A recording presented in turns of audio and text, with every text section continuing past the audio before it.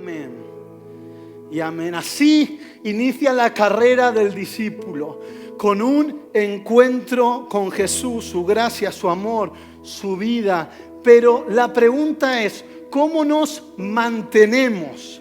¿De qué forma se alimentan los discípulos de Jesús? Por eso he titulado este mensaje La dieta de los discípulos. Y sé que algunos de nosotros, solo el hecho de escuchar la palabra dieta hace que un sudor frío nos recorra todo el ser. Y es habitual escuchar hoy en día que se despierta tanta conciencia hacia la buena alimentación, la frase de que somos lo que comemos. ¿Cuántos hemos escuchado esta frase? Somos aquello que comemos, y esto habla de la importancia de alimentarse bien, y esto es algo muy importante. De hecho, si pensamos, por ejemplo, en un atleta olímpico, estamos en medio de las Olimpiadas, damos por hecho de que tendrá una disciplina de ejercicio y alimentación férrea. No porque nadie le obligue al atleta a tenerla, sino porque él decide negarse a cosas por un fin mayor. Y de la misma manera, en lo espiritual, necesitamos muchas veces disciplinarnos porque hay un fin, hay un propósito mucho mayor. De la misma manera, de aquello que nos alimentamos espiritualmente, aquello que oímos, las compañías con las cuales estamos, condicionan nuestro estado espiritual. Cuando pensamos en discípulos, esa misma palabra habla de una persona, un aprendiz que se somete a la instrucción y a la disciplina de un maestro. Y cuando en Judea, en los tiempos de Jesús, se hablaba de discípulos, no es como lo vivimos hoy en día. Hoy pensamos en el maestro de instituto, en ir a un lugar una hora y que te enseñen, te den una información para si tú quieres practicarla o no. Pero en aquellas entonces, un discípulo pasaba a vivir con su maestro. Cuando alguien se hacía discípulo de Jesús o de Gamaliel, pasaba a habitar con él, porque lo que aprendía no era un discurso, sino cómo vivir. Empezaba el discípulo a imitar cómo comía, los modales en la mesa. Veía cómo trataba a su familia para saber cómo tratar en un futuro a su propia familia. Veía cómo se relacionaba con Dios. La meta del discípulo no era obtener una información, era ser como su maestro y hacer de la misión de su maestro su misión. ¿Qué quiero decirte con esto? Que ser discípulo de Jesús es abrazar un estilo de vida. Y volvemos al tema de hoy. ¿Cómo era la dieta de los discípulos de Cristo? ¿Cuál es nuestra dieta? Y la semana pasada está en YouTube el vídeo, lo puedes ver. Hablamos en un momento de que las redes se van a romper, de que Dios va a hacer algo. Yo lo creo en el nombre de Jesús. Yo creo que Dios va a hacer algo. Yo creo que Dios quiere manifestarse. Y pudimos ver un poco lo que Dios quiere hacer. Pero esta palabra del día de hoy nos va a conducir al cumplimiento de esa promesa. Y Marcos 3:14 dice: y estableció a 12, 1, para que estuviesen con él, 2, para enviarlos a predicar. Y cuando Jesús establece, selecciona apóstoles, discípulos que le ayuden en su misión, les muestra de qué dependería su vida. Y aprendemos que en primer lugar nuestra dieta como discípulos se basa en estar con Jesús, en estar con Jesús. El primer punto, y solo te voy a dar 2 puntos, la dieta del discípulo es fácil. El primer punto es estar con Jesús. Y recordé lo que ocurrió en Juan capítulo 4. Yo voy a leer algunos versos, tú lo puedes leer tranquilo en tu casa. donde se describe a una mujer sedienta, no sedienta de agua, sino sedienta de amor, de sentido, de propósito. La mujer samaritana, una mujer rechazada por todos, hasta tal punto que ella va al pozo en el momento que sabe que no va a haber ninguna persona en él, con tal de no ser señalada y juzgada. Había sido tan fracasada en sus relaciones que había tenido 5 maridos, la viuda negra le llamaban. Y el que tenía ahora ya ni siquiera era su marido. Era una persona desnutrida espiritual y emocionalmente. A los ojos de la sociedad, era la persona menos indicada para ser discípula de Jesús. A los ojos de la sociedad no tenía remedio, era mujer y tristemente en aquel entonces las mujeres eran ciudadanas de segunda categoría en muchos aspectos. Era samaritana, que los judíos rechazaban a ellos, y además era divorciada. Sus circunstancias y condiciones gritaban: tú no puedes estar con Jesús, tú no puedes vivir un encuentro con Él. Pero de repente, y esto es lo que me encanta, Jesús aparece en el pozo que ella acudía cada día, a la hora que ella acudía cada día, y en medio de una apasionante conversación. Juan 4:13 le dice: cualquiera que bebiere de esta agua que yo ofrezco, esta agua del pozo, volverá a tener sed. Mas el que bebiere del agua que yo le daré no tendrá sed jamás, sino que el agua que yo le daré será en él una fuente que salte para vida eterna. En medio de este encuentro, en medio de su necesidad, Jesús le ofrece el agua de vida, le ofrece creer en Él y recibir vida eterna, le ofrece ser saciada de una vez por todas. Y ella responde: Señor, dame de esa agua. Sin embargo, cuando ella dice: Señor, quiero esa agua que me ofreces, al instante no se produce un cambio, sino que Jesús continúa una conversación. La respuesta de Jesús para darle agua no fue un éxtasis, no fue que se cayó en el suelo y tuvo una experiencia, y eso no está mal. Fue continuar en una conversación con Jesús, donde poco a poco fue desnudada su alma y poco a poco sus necesidades fueron resueltas. Porque es el estar con Jesús lo que nos acerca a la fuente. Nosotros nos alimentamos, nos fortalecemos como discípulos cuando pasamos tiempo con Jesús. Y esto se llama oración. Blanco y en botella, oración.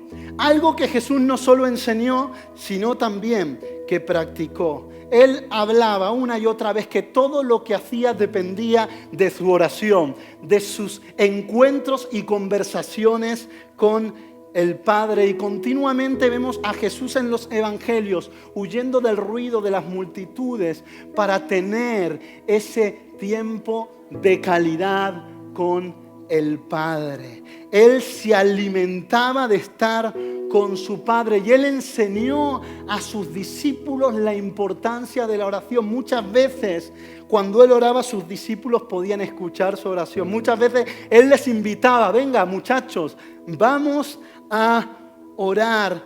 Pero lo que quiero que entendamos es que estar con Jesús es más importante que hacer para Jesús. Estar con Él es más importante que hacer para Él. ¿Por qué? Porque los quehaceres, el afán, la ansiedad, aún las distracciones y el ocio van a intentar ahogar nuestra alma para impedirnos disfrutar de estar con Jesús. Esto es lo que ocurrió en la famosa escena de Marta y de María. Ambas tenían la misma oportunidad. Jesús quería estar con las dos, pero una eligió hacer para Jesús o utilizó la excusa de servir a Jesús para esconderse de su presencia. Porque te digo algo, a veces podemos utilizar los quehaceres, aún los nobles quehaceres, para huir de cosas que Dios quiere ministrar en nuestra alma.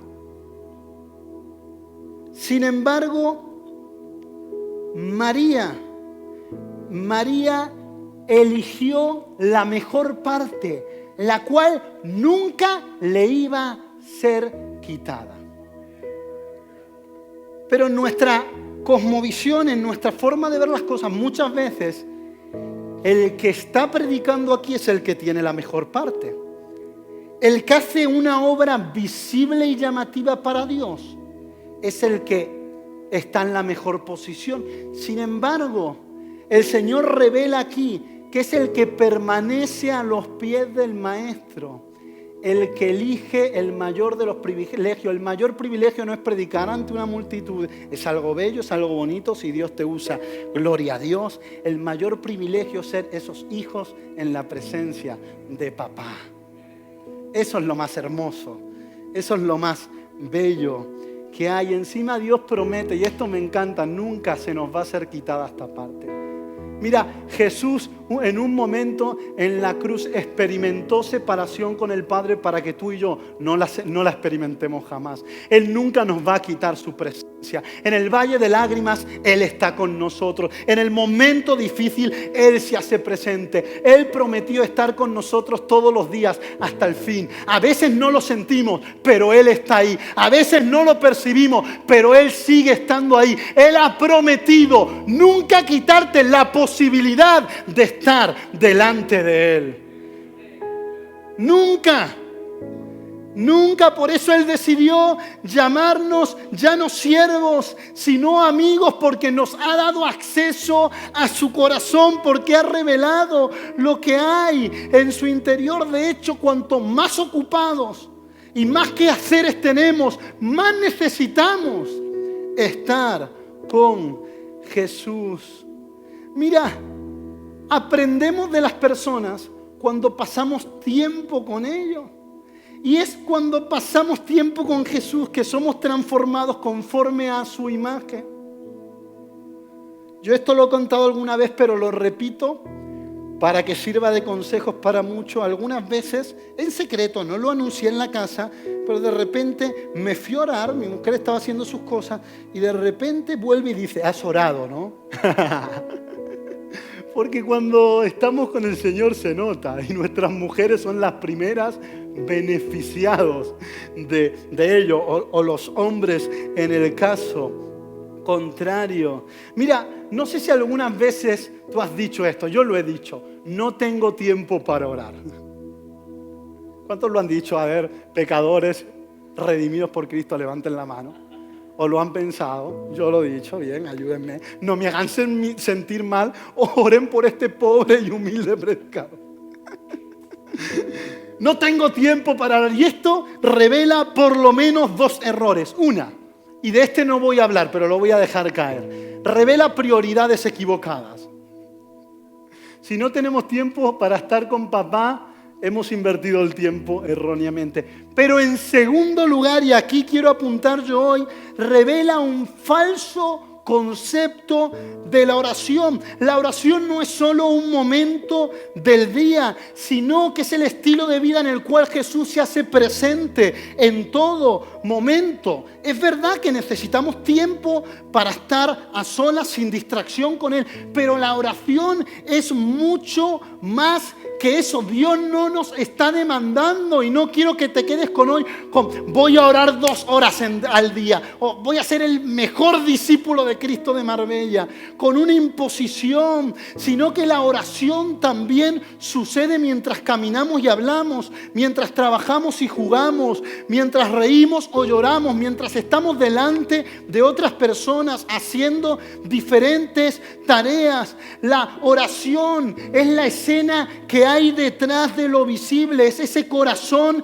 que late por Dios, que hace a Dios el centro de su vida. La oración es esa sonrisa que esbozas cuando te alegras por una bendición que te ha dado, y ese suspiro que anhela consuelo cuando una tristeza golpea tu vida. La oración es vivir conectados con Dios, conectados con Dios. Y mira, ser discípulo no es vivir una teoría, es vivir una vida de adoración, de rendición completa. Es un compromiso total, es entregar tu vida entera a Dios. Cuando tú haces esto, caminas con Dios. Y cuando nuestras vidas se derraman en oración, ¿sabes qué? Dios irrumpe. Dios irrumpe. Dios libera el poder del Espíritu Santo. Ocurren cosas, hay milagros. El mundo es transformado cuando hay adoradores en espíritu y en verdad. Y yo quiero ese estilo de vida. Yo quiero vivir la oración no solo en ese momento dedicado, sino en cada momento de mi vida. Yo no quiero perder la cobertura celestial. Y la pregunta es cómo vivir en este estilo de vida. Así que toma nota, te voy a dejar algunos consejos prácticos. ¿Preparados? Yo te animo a anotarlos. 1. No pierdas el tiempo en el remordimiento y la autocondenación. No pierdas el tiempo. A veces estamos en nuestra oración comiéndonos la cabeza por los 3 días que llevábamos sin orar. Mira, mejor si Dios pone arrepentimiento, abandona lo que tengas que abandonar y utiliza quizás tus fallas como un punto de partida para agradecerle al Señor por su gracia. En vez de autoculparte, condenarte, señalarte, di: Señor, me aceptas otra vez, qué bueno eres. Y que esas fallas simplemente reluzcan la gracia de Dios. Primer consejo: no pierdas el tiempo en el remordimiento y la autocondenación. Segundo, invoca a Jesús en cualquier momento sin importar dónde estés. No te estoy invitando a poner o hablar el nombre de Dios en vano, pero en medio de tu trabajo di: Jesús, Jesús, tú estás aquí. Simplemente tráelo a tu mente. Hazlo partícipe de la actividad que estás desarrollando. Esto nos ayudará a ser conscientes que Él está. Algunos creen, voy a decir algo fuerte, pero me van a perdonar, ya me conocen, ¿no? Que cuando yo voy al baño, Jesús se queda afuera esperándome. Ya Jesús comparte todo con nosotros. Puedo decir algo más fuerte, pero no sé si... Bueno, lo voy a decir, me van a perdonar. Algunos creen que cuando 2 esposos tienen relaciones sexuales, el Señor se queda detrás. Bueno, muchachos, cuando terminen, me avisan. No. El Señor se goza con el gozo de los esposos. Es algo santo. ¿Cuántos esposos dicen amén? ¡Aleluya! Alguien tenía que decirlo. Ok, invoca el nombre de Jesús allá donde estés. 3. El tercer paso o consejo es 3 Kit-Kat. Tómate un respiro, tómate un Kit-Kat. Y te voy a aconsejar. Esto es un consejo, no es algo que está en la Biblia, es un consejo. En la mañana, al mediodía y en la noche, tómate un respiro, 3 minutos, 5 minutos, no tiene que ser largo, para hablar un rato con Dios. Para aún después de comer, espera cariño, luego hablamos. Y enciérrate a donde sea, Señor Jesús. Habla con Él, toma 3 momentos del día clave, mañana, tarde y noche. Y ten un tiempo con el Señor. Justamente el viernes salió la conversación con los jóvenes, con los chicos, de cómo tener un tiempo con Dios, ¿no? Y mira, para tu tiempo con Dios yo te invito a tomar el modelo del Padre Nuestro. Es tan conocido, la mayoría de nosotros lo podrían recitar de memoria, que a veces la familiaridad hace que le quitemos la importancia, pero yo te invito a parafrasearlo y hacerlo tuyo, decir, Padre mío, tú eres mi Padre, sí, tú eres mi Padre, que no es solo Guillermo Santos, que el Dios de los cielos es mi Padre, que Él me ha dado el privilegio de presentarme en su presencia como su Hijo. ¡Wow! Tú estás en los cielos, tú eres digno de alabanza, tú eres maravilloso. Eso santificado sea a nosotros. Venga a tu reino, Señor. Yo tengo un montón de planes, pero quiero que se haga tu voluntad. Señor, he visto en unas noticias terroríficas. Tu reino tiene que descender en la tierra. Por favor, Jesús, venga tu reino. Hágase tu voluntad. Y ahí le pides por tus necesidades, Señor. Yo no, pero imagínate, necesito una novia. Señor, dame ahí ese. Y empiezas a perdonar. Uy, sí, llevo 2-3 días enfadado con Mengano. Señor, te pido perdón por lo que he hecho, pero no soy cara dura y perdono a los que me han hecho. Y lo haces tuya y va a ser súper divertido y súper profundo. Es el modelo que Jesús nos dejó para orar. Tiene los 4 consejos. No pierdas el tiempo en remordimiento. Invoca a Jesús. 3 Kit Kat y utiliza el modelo del Padre Nuestro. ¿Cuántos están listos para vivir un estilo de vida lleno de oración? Aleluya, aleluya. Y estamos con Jesús cuando estamos con su palabra. Leer estas palabras es tener una conversación con Él. Y la palabra, siempre lo digo, pero hoy te lo recuerdo, es increíble. Ella te va a libertar. La verdad te va a libertar. Te va a herir y te va a sanar. Porque muchas veces la verdad duele. Muchas veces a través de la palabra, que es un espejo, descubrimos cosas que no están bien. Creía que era San Juan y me convierto.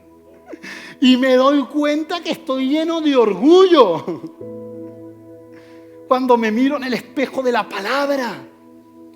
Te va a herir, te va a sanar, pero siempre vas a encontrar amor. Jesús mismo sabía quién era, porque las Escrituras daban testimonio de Él. Y en las Escrituras no solo encontramos quién es Jesús, sino que encontramos quiénes somos nosotros. Deja que lo que defina tu identidad sea la palabra. Y sé que esto lo he repetido, pero sé que tengo que repetirlo. Que sea la palabra lo que defina tu identidad. Ni tu pasado, ni tu presente, ni tus fallas, ni tus limitaciones. Sino lo que Dios ha dicho de ti. Mira, Jesús por esta razón invertía tanto tiempo enseñando a sus pupilos. Él los estaba preparando porque cuando lees la palabra hay herramientas, hay armas espirituales que van posándose, que van adentrándose en tu ser para el día de la batalla. Pero pensando en todo esto, he escuchado personas que van a una clínica para solicitar una liposucción. ¿Ok? Que le retiren grasa del cuerpo, ¿no? En andaluz. Y no lo hacen como parte de un cambio de vida, sino que lo hacen para luego poder seguir comiendo pollo frito y bebiendo Coca-Cola hasta perder el conocimiento. O sea, quieren que el cirujano les libre de los resultados de sus malos hábitos sin tener que renunciar a ellos. Y según tengo entendido, los cirujanos rechazan este tipo de casos. Tiene que haber dieta antes y después del proceso, porque no solo se exponen a volver al mismo punto donde estaba antes, sino pueden encontrar enfermedades que antes no estaban en el peligro de contraer. Y hay creyentes, no en esta congregación, que acuden a Dios para que les haga una lipo.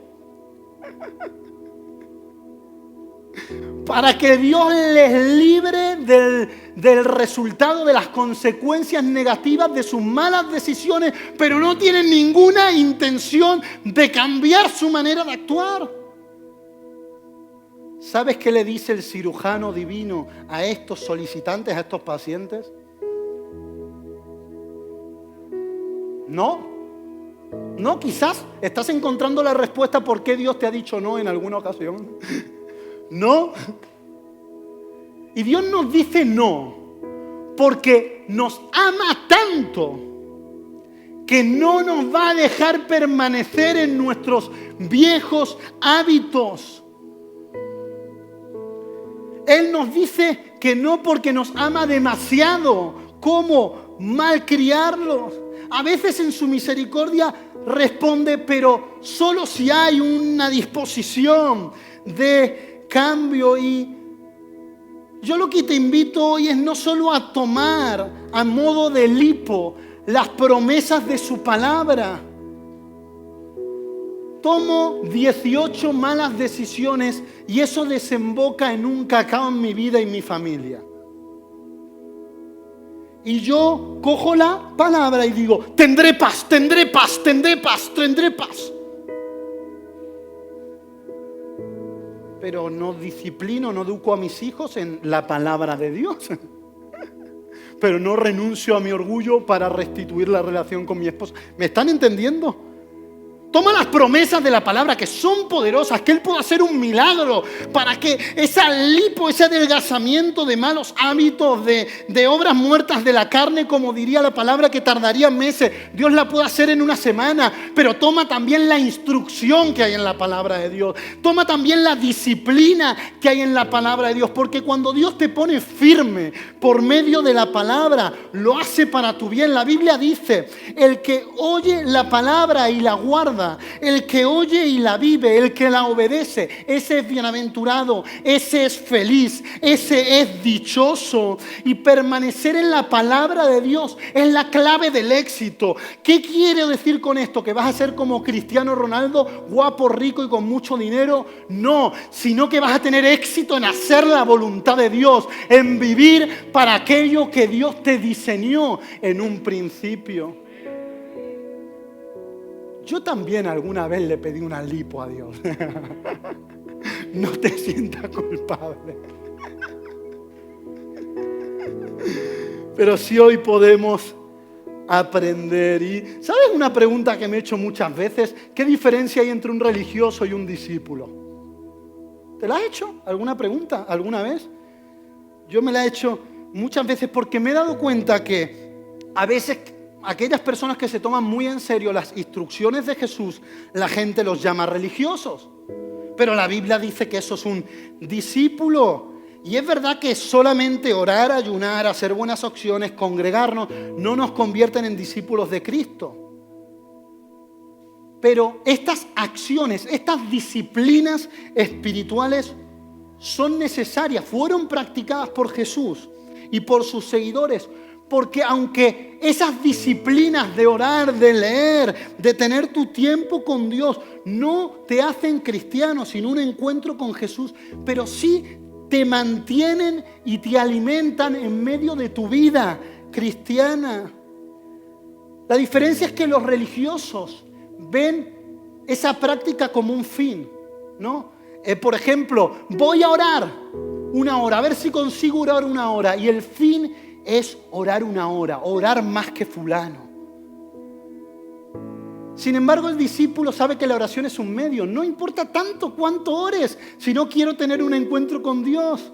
No presume de ayuno si no tiene tanta necesidad de Jesús que está dispuesto a dejar de comer un día para centrar todo su ser en la búsqueda del rostro de Dios. Esa es la diferencia en que los discípulos tenemos esas disciplinas como un medio y los religiosos como un fin. Y mira, he percibido algo. En este tiempo el enemigo quiere engañarnos para que seamos cristianos descafeinados. Quiere hacernos creer que tener una disciplina espiritual nos convierte en religioso, cuando es todo lo contrario. Porque te hago una pregunta. Cuando una persona vive de una manera diferente a lo que cree o predica, ¿cómo se llama? Hipócrita. Pero cuando un discípulo de Cristo vive de acuerdo a lo que cree, predica, lo sienta o no lo sienta, eso es un verdadero discípulo del Señor. Y el llamado en este tiempo pospandémico es que tú y yo seamos valientes en obedecer la palabra de Dios y que estar con Él sea nuestro principal alimento. Estar con Jesús. Voy a ir muy rápido a lo segundo que quiero decirte. Dice que Marcos 13:14, y estableció a 12 para que estuviesen con Él y para enviarlos a predicar. Y en segundo lugar, nuestra dieta se basa en dar de Jesús. Primero, estar con Jesús. Segundo, dar de Jesús. De hecho, la mujer samaritana que estuvo con Jesús y se convirtió en esa fuente de agua viva, dice Juan 4:28, dejó su cántaro, se fue a la ciudad y dijo a los hombres: venid, ved a un hombre que me ha dicho todo lo que ha hecho. ¿No será Jesús? ¿No será el Salvador? ¿No será el Cristo? Entonces salieron de la ciudad y vinieron a él. Mira, la bebedora se convirtió en aguatera. Al recibir a Jesús, fue impulsada a dar. Y sigue la escena y los discípulos aparecen y le dicen: Rabí, come. Lo habían visto cansado y le dicen: sacia tus necesidades. Sin embargo, Jesús responde algo que quiero que escuches bien. Yo tengo una comida que comer, pero vosotros no la sabéis. Entonces los discípulos dicen: ¿le habrá traído alguien de comer? Y Jesús les dice: mi comida, mi dieta, mi sustento es que haga la voluntad del que me envió y que acabe su obra.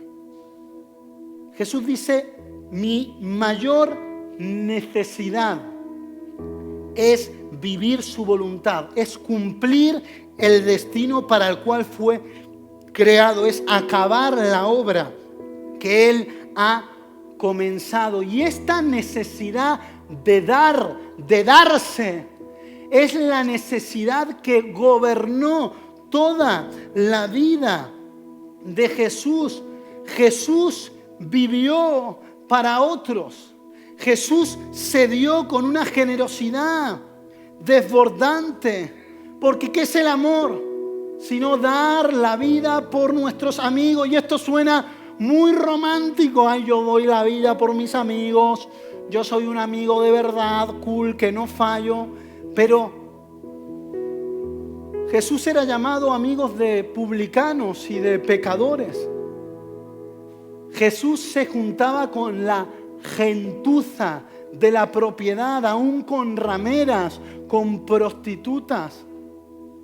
Estos eran los amigos de Jesús. Él se acercó a los despreciados, a los que nadie deseaba tener cerca, a los no atractivos, a los que tenían demasiados problemas. ¿Has visto personas que son una caja de problemas en sí mismos? ¿Los has visto o no?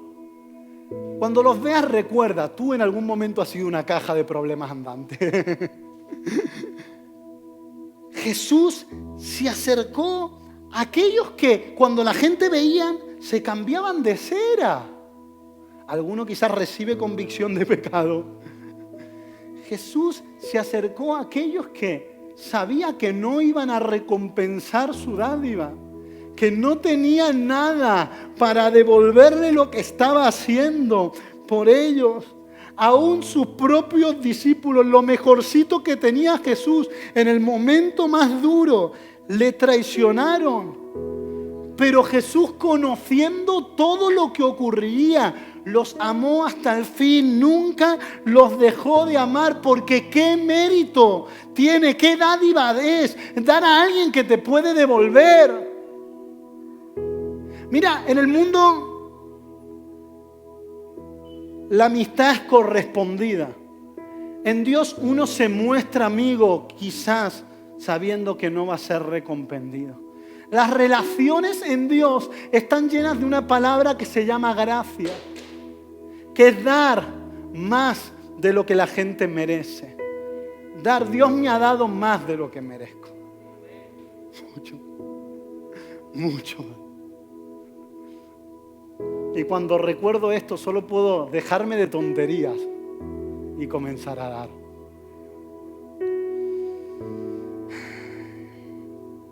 Mira, Jesús eligió el servicio antes que el honor, el anonimato, antes que la fama, la humillación, antes que la gloria. Impartió esto a sus discípulos para que generaran una comunidad, la iglesia, que transformaría al mundo. Por eso, la marca del verdadero discípulo sería el amor.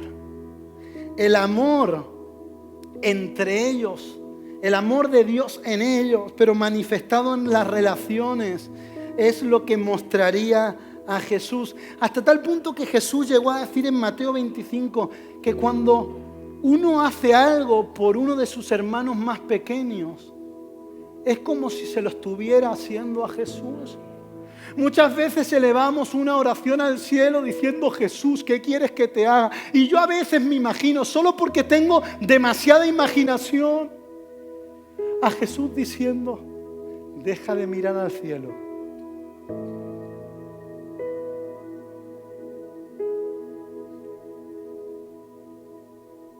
¿Quieres servirme? Aquí en la esquina, aquí en tal familiar.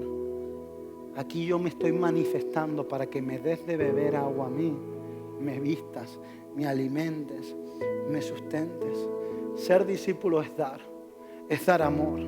Es ser brutalmente generoso. No decían tener como suyo propio nada de los que poseían. Jesús dijo en el Evangelio: vended lo que tenéis. Podemos entender dentro de su contexto. Otro día lo explico, pero brutalmente generoso. Hay una cena donde hay una multitud hambrienta. Jesús tiene compasión y le dice a sus discípulos: dadles vosotros de comer. Dadles vosotros de comer. Pero los discípulos no tenían nada. Buscan entre la muchedumbre 5 panes y 2 peces. Tú conoces la historia. Pero a medida que accionaron y obedecieron a Jesús, a medida que se propusieron ser ese canal de bendición para otros, ¿sabes qué?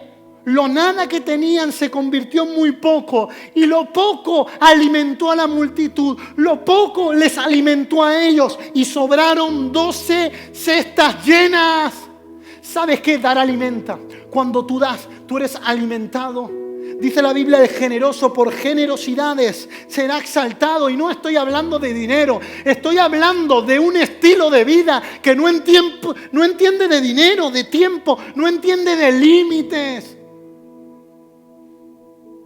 Dar como Él nos dio. Es mejor dar que recibir. El que siembra generosamente cosechará generosamente. ¿Sabes qué? Nuestra alma se seca cuando cerramos la mano. Nuestra vida se seca cuando nos ponemos en el centro. Pero cuando decidimos dar, tiempo, vida, oído. Cuando decidimos dar, el río de Dios que ha tocado nuestras vidas a través de nosotros fluye en más personas. Y a medida de que fluye hacia más personas, yo soy más bendecido. No lo hago para hacerme bendecido, pero Dios ha hecho que funcione así. Mira, si esperas aquí en la Iglesia Vive una iglesia centrada en sí misma, te digo que no. Tenemos una tendencia horrorosa, yo mismo, en centrarme en mí mismo. Pero me he propuesto y te animo a proponerme conmigo y hacer de esta comunidad una iglesia centrada en Jesús y llenos de Jesús, que da, que mira hacia la necesidad, que mira a la Marbella que le necesita. Amén. Aleluya. Mira, dar alimenta. Y esto lo conocen aún gente que no es cristiana, que ha entendido que en la generosidad hay algo. Mira, lo dije la semana pasada y lo repito. Uno no puede ser discípulo y vivir para sí mismo. Hace 2 días escuché esta frase. Si no miro por mí, nadie lo hará. No voy a señalar quién, de hecho no está aquí, pero lo dijo un cristiano. Pero pensando en esta frase, lo he escuchado en más ocasiones y se la he escuchado a más cristianos. Si yo no miro por mí, nadie lo hará. Si yo no miro por mí, nadie lo hará.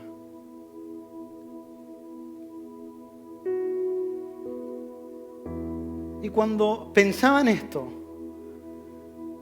lo que me preguntaba es: ¿qué está pasando?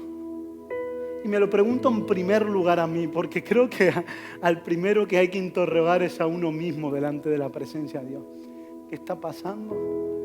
Por supuesto, cada uno es responsable de su propia vida. Y hay personas que no se hacen responsables de su vida y vuelcan su responsabilidad en otros, y esto no es sano. Pero, ¿qué está ocurriendo para aún dentro de muchas veces la comunidad de fe pensemos que nadie mira por nosotros? Después de decir esto, se dio cuenta y dijo un chascarrillo y dijo: bueno, aparte de Jesús, aparte de Dios, yo creo, yo le pido, yo no sé cómo hacerlo. Yo estoy cansado de luchar contra mí. A veces pienso que yo no tengo remedio. Pero lo único que le digo: Jesús, quiero ser como tú. Quiero ser como tú, por favor. No quiero vivir pensando que estoy solo. Quiero dar a otros. Quiero ver cómo utilizas a otros para bendecirme. Quiero ver tu amor en medio de tu comunidad y en medio del lugar donde tú plantas a tus hijos. Mira, algo tiene que cambiar. Amar es urgente. Pero a veces, en vez de amor, ¿sabes qué hay? Resentimiento. Y leí en un libro una historia muy breve de Dominique Bolain, un monje. Estaba entre otros monjes en París, Francia, y desayunando, ellos trabajaban y empezaron a hablar que le pagaban muy poco por su trabajo, y recordar que aún sus empleadores decían ser cristianos, pero no iban a la iglesia y no llevaban una vida piadosa, y empezaron a despellejar, no al pollo, sino a sus empleadores, tú sabes, ¿no? A poner verde, no sé, hay muchas expresiones. Y esta persona, Dominique, cayó en toda la conversación, y cuando uno le preguntó, que de hecho es el autor del libro que estaba ahí y reconoce que estaba criticando algo que era real y que quizás podríamos decir que era justo, este hombre solo dijo: il ne comprend pas, il ne comprend pas.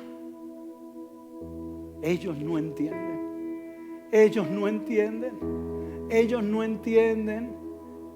¿Y no es acaso lo que dijo Jesús en la cruz? No saben lo que hacen, no saben lo que hacen. Mi jefe me explota, si abusa de su posición de poder. Él no comprende, él no entiende. Aún un hermano me ha herido, un hermano que lleva más tiempo que yo. Él no comprende, él no entiende, el pecado le está cegando. Cuando dejamos que nuestros sentidos determinen a quién amar, no amaremos como Cristo. Pero cuando permitamos que el Espíritu Santo nos revele que en prisión de oscuridad andan, que ellos no entienden como nosotros muchas veces no entendemos, podremos dar amor. Mira, cuando no damos es porque tememos a perder, ¿verdad? Tan sencillo como esto. Si no doy un tiempo es porque creo que no me va a dar tiempo. Si no doy un dinero es porque creo que lo voy a necesitar para otra cosa. El Señor dijo: manada pequeña, no temáis, porque a mi Padre le ha placido daros el reino. Cuando tú entiendes que todo te lo ha dado Dios, cuando tú entiendes que tu nombre está escrito en el libro de la vida, cuando tú entiendes que el reino de los cielos te espera, que hay ahí un trono, no lo sé, dice que reinaremos, pero que te espera algo glorioso, cuando tú entiendes que aunque lo que parece de oro es de papel cartón, es descartable en esta tierra, cuando tú entiendes que este tiempo es un suspiro y lo importante es la eternidad, tú te das, tú te conviertes en ese río imparable. Y voy a pedir que Moy me acompañe. No tenemos nada que perder, no temamos, no temamos, no temamos. Cuando intentamos dar de Jesús sin estar con Jesús, nos drenamos. Nos agotamos, porque el estar con Jesús, el dar de Jesús fluye de estar con Él. Pero cuando queremos estar con Jesús sin dar, nos estancamos. Yo te invito a estar con Jesús y a dar de Jesús. Esa es mi invitación. Esa es la dieta. Esa es la disciplina del discípulo. Juan 4:35 dice, ustedes conocen el dicho, hay 4 meses, faltan 4 meses para la siega, pero yo les digo, escucha bien, yo te invito a cerrar tus ojos. Yo les digo, despierten, miren a su alrededor, los campos ya están listos. Dios premiará a aquellos que trabajan recogiendo esta cosecha de gente, pues todos tendrán vida eterna. Así el que sembró el campo y el que recoge se alegrarán juntos. Yo los envié a cosechar donde ustedes no sembraron. Otros ya habían hecho el trabajo, pero a ustedes les toca levantar la cosecha. Hay una gran cosecha, pero hay mucho para dar. Dios te ha dado mucho para dar. Dios te ha convertido en fuente. Trabajad, no por la comida que perece, sino por la comida que a vida eterna permanece. Yo te invito a ser radical, a tomar una decisión firme. Quizás has querido esa bendición de Dios, pero te ha faltado disponerte a ser discípulo. Y Dios hoy te llama a ser esforzado y valiente. Cuando había una tierra que conquistar, Dios dice que ya la había dado. La tierra era segura, pero a pesar de la seguridad de la promesa, ellos tenían que ser esforzados y muy valientes. Dios iba a estar con ellos. Era Dios en ellos quien hacía la diferencia, pero ellos estaban llamados a ser esforzados y muy valientes. Y el Espíritu Santo ha puesto en mi corazón hoy este desafío de ser esforzados y muy valientes en estar con Jesús y en dar de Jesús. Y quizás has de preguntarte de qué te estás alimentando. Encuentras que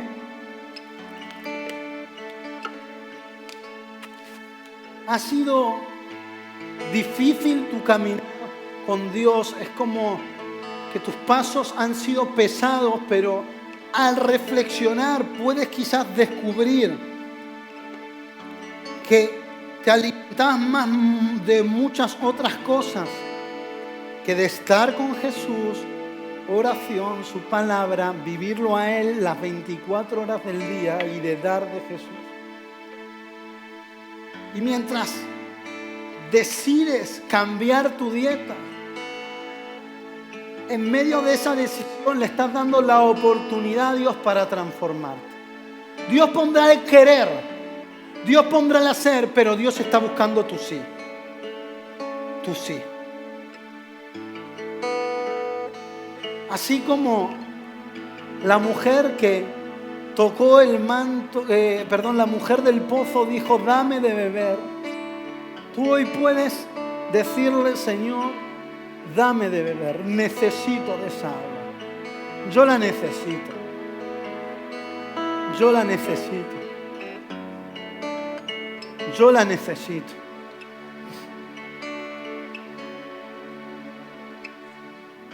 Si la necesitas como yo, haz un gesto, levanta tus manos. Una posición donde tú dices, yo recibo de ti. Dame de beber, danos de beber. Danos de beber. Danos de beber. Danos de beber. Danos, danos, danos de beber.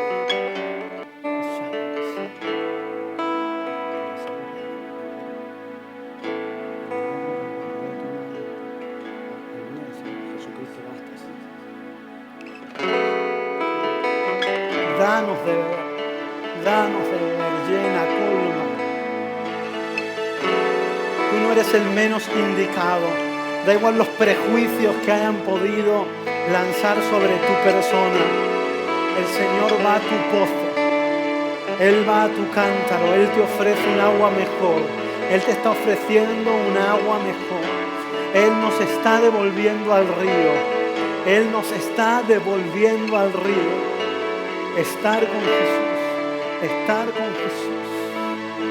Si tomas esta decisión, quizás hay momentos incómodos, quizás horas y no sientes nada, pero esa disciplina, esa disposición va a dar fruto, va a dar fruto, va a dar fruto, va a dar fruto.